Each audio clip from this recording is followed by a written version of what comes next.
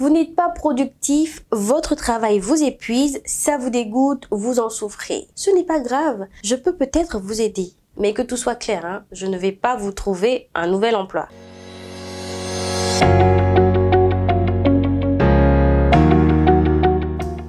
Ce que vous vivez, c'est peut-être un burn-out. La Haute Autorité de Santé définit le burn-out comme un état d'épuisement physique, émotionnel et mental. Il est causé par un stress chronique. C'est ce qui arrive quand on ne réussit pas à récupérer après une période de stress intense pendant 6 mois ou plus. Le burn-out arrive plus vite quand on traverse des situations qui impliquent par exemple un sentiment d'injustice, de surcharge au travail, le manque de reconnaissance et après tout ça, un manque de ressources nécessaires pour retrouver l'énergie. Parce que parfois, pour retrouver de l'énergie après une phase d'usure, on a besoin d'avoir de bonnes relations avec ses collègues, de trouver un sens à son travail, de trouver un équilibre entre vie professionnelle et vie privée. Alors quand tout ça manque, la descente aux enfers est accélérée.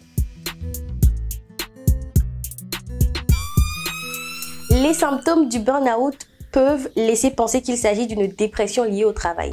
Mais ce n'est pas le cas. Parce que le traitement n'est pas le même que celui de la dépression. Selon certains praticiens, en temps de burn-out, 2 mois d'arrêt suffisent pour retourner au travail et guérir, alors que le traitement de la dépression est plus long et nécessite une prise en charge médicamenteuse. Mais quand vous n'agissez pas à temps, le burn-out peut déboucher sur une dépression. Eh bien, les symptômes et les effets qu'il engendre varient selon la personne, mais généralement et selon l'OMS, il y a 3 dimensions. D'abord, un sentiment de fatigue intense et d'épuisement. Ensuite, des idées négatives ou cyniques liées au travail et une efficacité professionnelle réduite. Plusieurs années s'écoulent généralement avant l'effondrement. Le burn-out démarre sans que la personne atteinte en soit consciente. C'est d'abord par un surengagement au travail. Donc, elle travaille beaucoup et se sent épanouie. Et puis, cette suractivité commence à déborder sur sa vie personnelle et sociale.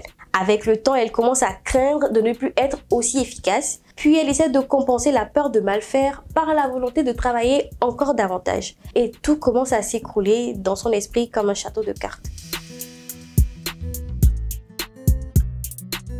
Tout le monde peut être concerné par l'épuisement professionnel, quel que soit le métier et le secteur d'activité. Mais les femmes sont particulièrement plus touchées par le burn-out parce que, en plus d'être de plus en plus impliquées professionnellement, elles doivent gérer vie professionnelle et en même temps les soucis de la vie de famille. Lorsque le burn-out est installé, la souffrance de la personne nécessite l'aide d'un professionnel, un psychologue, un médecin. Il est fortement conseillé d'arrêter de travailler pour se reposer et aussi pour prendre du recul sur la situation. Les changements doivent être apportés dans la manière de travailler pour se protéger de l'usure. Il est souvent conseillé de consulter un spécialiste pour y voir clair et choisir au mieux la prise en charge adéquate en fonction des besoins. Déjà, faites l'effort de choisir et d'exercer un métier que vous aimez. Ensuite, apprenez à faire des pauses, prenez des vacances, relâchez la pression et surtout, prenez soin de vous. C'est tout pour aujourd'hui. Alors à bientôt!